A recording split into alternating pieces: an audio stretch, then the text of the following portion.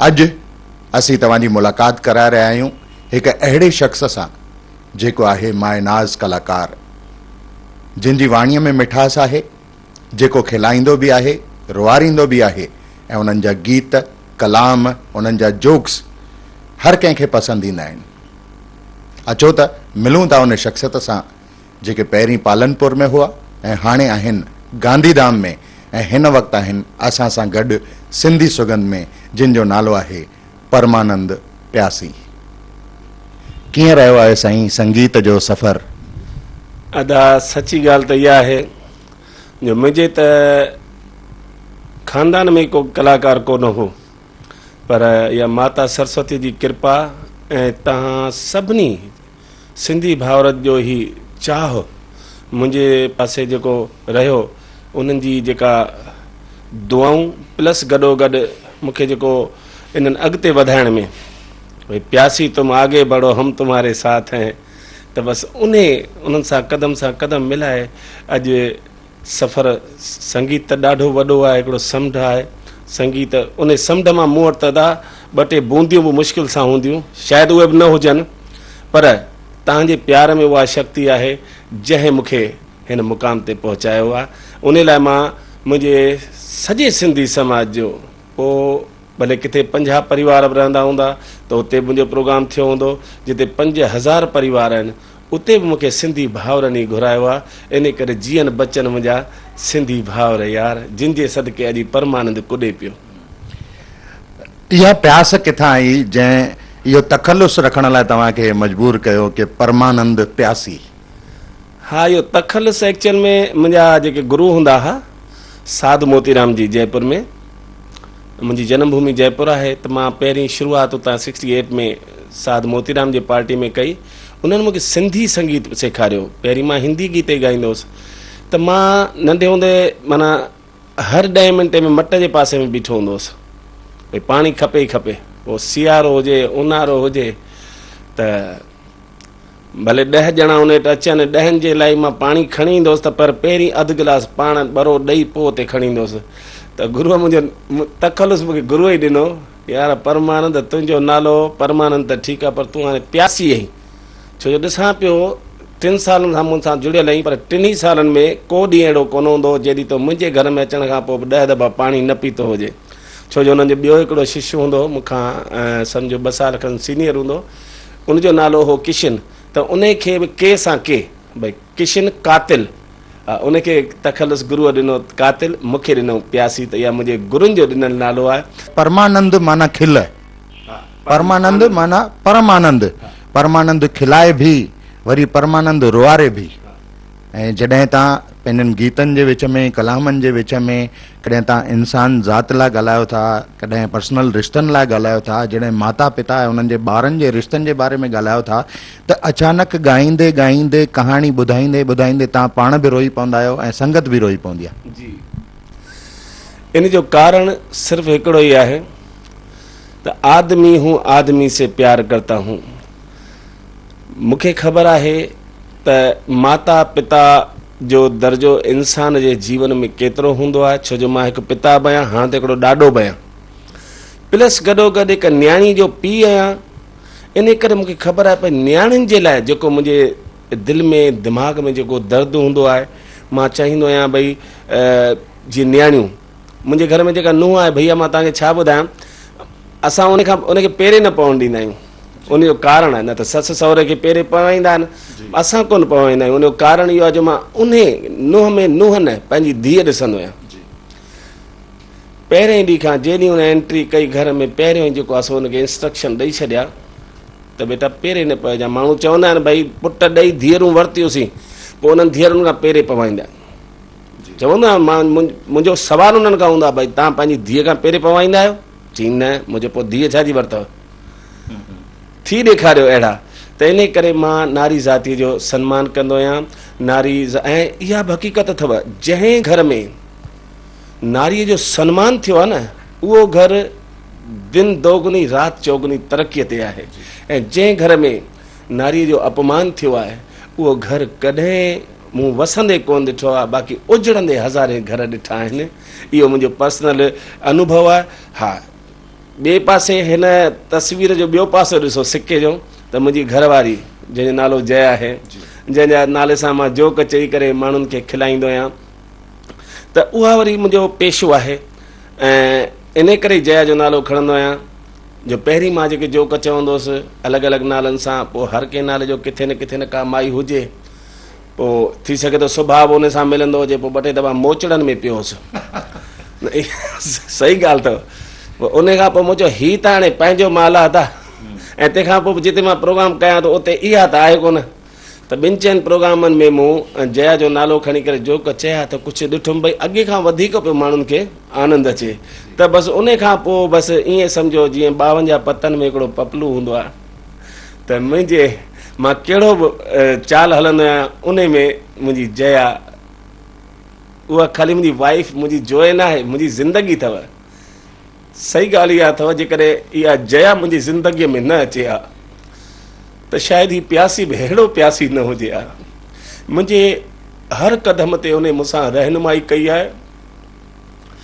ईअं सम्झो त जिते मुंहिंजो पेर पहिरीं पवणु खपे, हिन मूंखां बि अॻु में संदसि पेर वधाए करे ऐं मूंखे राह ॾेखारी अथई। त दा इहो सिके जो ॿियो प्यासो। इहा ॻाल्हि सतो अचनि आहे की भाभी तव्हांजी अर्धांगिनी आहे, तव्हां सां गॾु रही आहे, पर हर प्रोग्राम में भाभीअ जो नालो खणणु या भाभीअ लाइ अहिड़ा अखर ॻाल्हाइण, पोइ कंहिं महिल घर में फॾो न थिए? वीचारी सदोरी आहे न, मायूं ईअं वरी भोलियूं हूंदियूं आहिनि। हा, रुगो मथे ते हथु घुमाए पोइ चवंदी हा ठीकु आहे, मूं हाणे नालो खणी 2 पैसा कमाए थो अचे न, हा भले भले खणे, कुझु बि चए, बाक़ी मूंखे त भाए थो न। हक़ीक़त इहा आहे दोस्तो, मां त चवां थो जेतिरो मुंहिंजो प्यारु आहे अहिड़ो ई प्यारु सॼी दुनिया जे मर्दनि जो पंहिंजे घरवारी सां हुजणु खपे। हा। अच्छा साईं, इहो ॿुधाईंदा की घणेई गायक आहिनि असांजे सिंधी जातीअ में, के गायक आहिनि जेके सिर्फ़ु अची मंच ते ॻाईंदा आहिनि, पोइ भॼन ॻाइनि, कीर्तन कनि या कलाम ॻाइनि, सिंधी गीत ॻाइनि या आध्यात्मिक भॼन ॻाइनि, पर के जाम घटि कलाकार आहिनि जेके पंहिंजे गीतनि सां गॾु मतिलबु संगत खे झुमाइण सां गॾु संगत खे खिलाईंदा बि आहिनि, जोक्स ॿुधाइण ऐं कंहिं न कंहिं ॻाल्हि ते रस वठाइण, जंहिंमें संगत तमामु ख़ुशि थींदी आहे, दर्शक ख़ुशि थींदा आहिनि। त इहे स्टोरीज़, इहे कहाणियूं तव्हां आणींदा किथां आहियो? अदा हाणे मुंहिंजे सही ॻाल्हि त इहा जो असांजी फैक्ट्री त आहे कोन इहा, ऐं ॿिए पासे ॾिठो वञे त स्टोरियूं असांजो जीअं धंधो इहो आहे, मूंखे ख़बर आहे त भई जेतिरी नयूं आइटमूं मां पेश कंदुसि ओतिरो पब्लिक, ऐं उनजो कारण आहे मां बि त उन पब्लिक जो हिकिड़ो हिसो आहियां न। खिल हर इंसान जे अंदरि समायल ई आहे, आनंद हर इंसान में हूंदो आहे। असांजो कमु आहे रुगो उनखे ऑब्ज़र्व करे, ऐं ऑब्ज़र्व करण वारियूं अखियूं हुजनि, उहे असांखे भॻवान ॾिनियूं आहिनि, त उन मां ऑब्ज़र्व करे असां उन माण्हूअ में जेको अंदरि आहे न खिल, उनखे रुगो ॿाहिरि आणींदा आहियूं।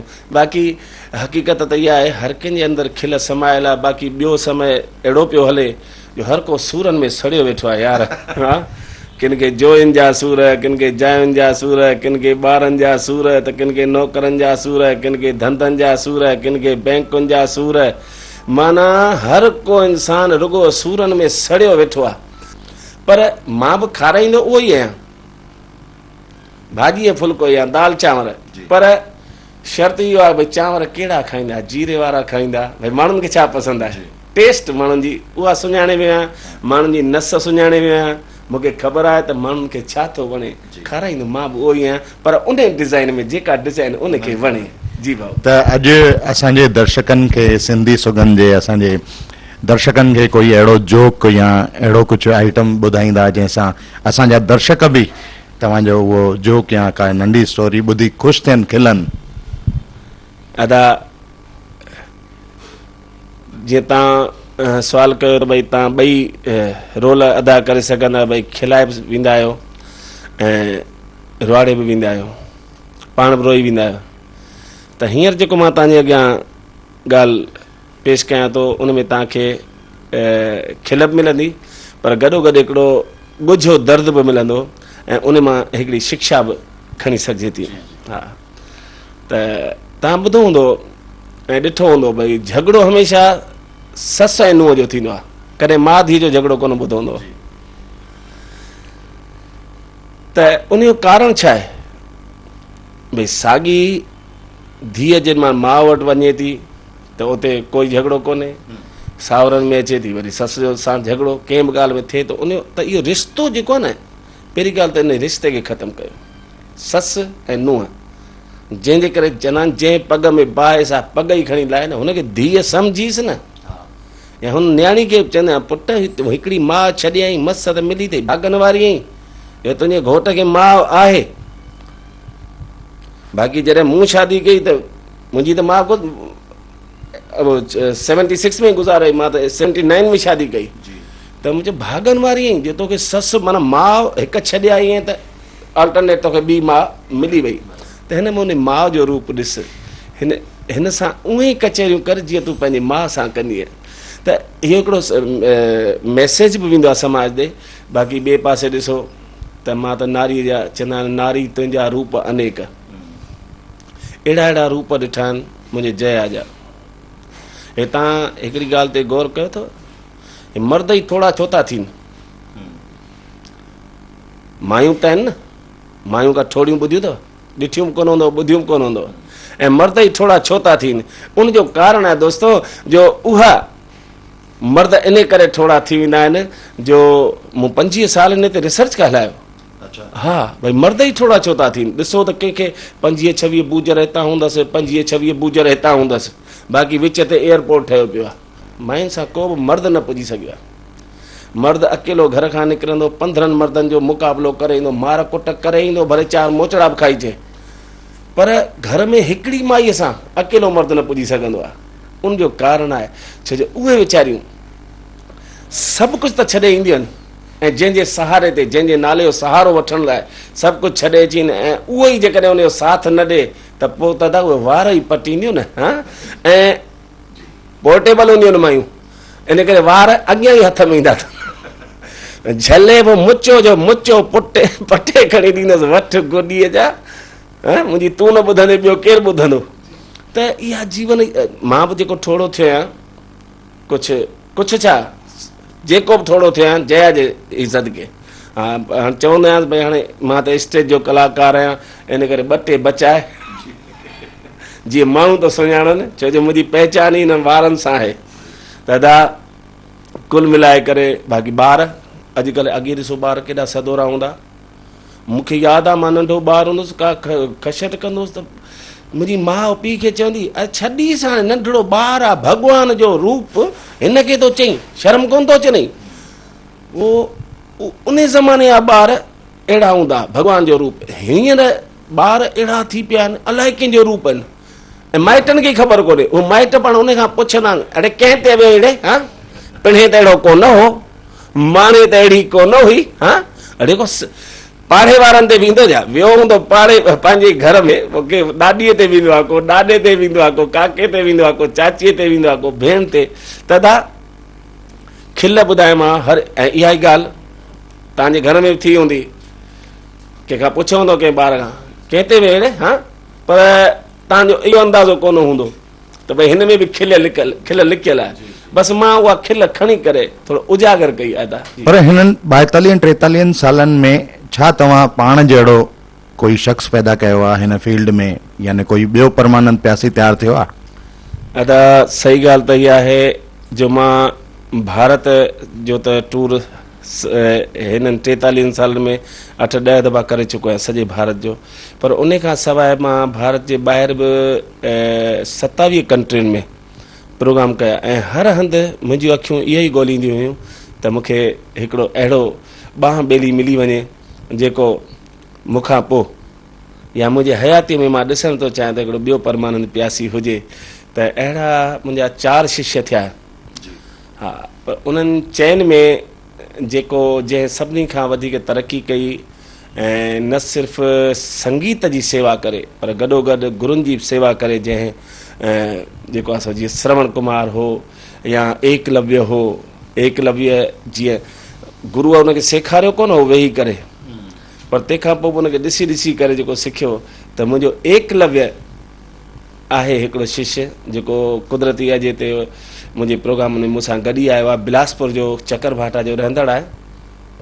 नालो अथसि किशोर वाधवाणी ऐं जेको मुंहिंजो परम शिष्य आहे। हा, मां जॾहिं नंढड़ो हूंदो हुउमि त असांजे शहर में मंदरु आहे, झूलेलाल मंदरु आहे, उते प्यासी साहब फस्ट टाइम प्रोग्राम करणु आया ऐं उन्हनि जो प्रोग्राम ॾिसी करे एॾी दिलि खे आनंद आयो कि मुंहिंजी पहिरियों संगीत में रुचि हुई, पर प्यासी साहब ॾिसण पोइ लॻो कि माण्हुनि खे खिलाइण आनंद अलॻि ई आहे। जीअं प्यासी साहब तव्हांखे ॿुधायो हर कोई माण्हू सूर में सड़ियो पियो आहे। ऐं प्यासी साहब पालनपुर रहंदा, पर मुंहिंजी एॾी सिक हुई प्यासी साहब सां कि उन टाइम मोबाइल ऐं फ़ोन जी सुविधा न हुई, त मां पोस्ट कार्ड लिखंदुमि प्यासी साहब खे कि मूंखे तव्हां आसीसा कयो ऐं मां बि तव्हां वांगुरु कलाकार बणणु थो चाहियां। जीअं तव्हां ॿुधायो कि तव्हां संगीत जी साधना बि कई आहे ऐं परमानंद प्यासी साहिबनि खां सिखियो बि आहे, त अॼु असांजे दर्शकनि खे कुझु ॿुधाईंदा पंहिंजे सुहिणे आवाज़ में?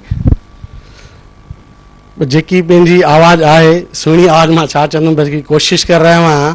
संगीत त वॾी साधना आहे, जेतिरी सॼी उमिरि कर थोरी आहे।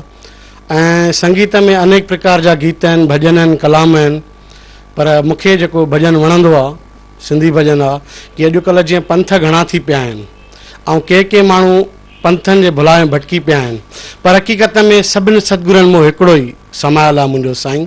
त इन करे मां ई चवंदुसि, चाहे राम चओ चाहे श्याम चओ, चाहे राम चओ चाहे श्याम चओ, इहे नाला सभई करे तार जा, हो इहे नाला सभई करे तार जा। हुन ज़िंदगीअ जे पहिरें प्रोग्राम खां वठी अॼु ताईं हर प्रोग्राम में जीअं गुरुनि जी पूॼा कबी आहे, देवताउनि जी पूॼा कबी आहे, त जीअं देवताउनि जी पूॼा कबी आहे त देवताउनि सां गॾु इन जे जेको घर में मंदरु ठहियलु आहे उते मुंहिंजो फोटो रखियलु अथसि ऐं उन जो आशीर्वाद वठी करे तंहिंखां पोइ जेको आहे हर प्रोग्राम करणु वेंदो आहियां। अहिड़ो ई मुंहिंजो शिष्य अॼु मूंसां गॾु आहे, किशोर वाधवाणी। धन्यवाद परमानंद प्यासी साहिब। अॼु असां वटि आया, ॿ पेर भरे करे आया। सिंधी सुगंध जी टीम तव्हांजी आज्ञा थी करे ऐं धन्यवाद बि थी ॾे त ही आहिनि परमानंद प्यासी, हिकु मायनाज़ कलाकार जिन ते असांखे नाज़ आहे, छो त हिननि लॻभॻि 42-43 सालनि खां न सिर्फ़ु ॻाए ऐं संगीत साधना करे सभिनी खे झुमायो आहे, पर सिंधियत जो झंडो बि बुलंद कयो आहे। जिते जिते ही विया आहिनि, चाहे हिंदुस्तान जे अलॻि अलॻि प्रांतनि, अलॻि अलॻि शहरनि में वञनि या विदेश में 50 खां वधीक मुल्कनि जी यात्रा करे चुका आहिनि, उते बि सिंधी कलाम गीत ॻाए माण्हुनि खे खिलाए, माण्हुनि खे रुआरे हिन सॼी संगत खे पाण सां कयो आहे, पंहिंजो कयो आहे। त असांखे हिननि ते नाज़ आहे ऐं सदाईं रहंदो। हिननि जी सिंधियत ईअं ई दाइम क़ाइमु रहंदी, इहा ई असांखे उमेद आहे ऐं कामना बि आहे। जय झूलेलाल।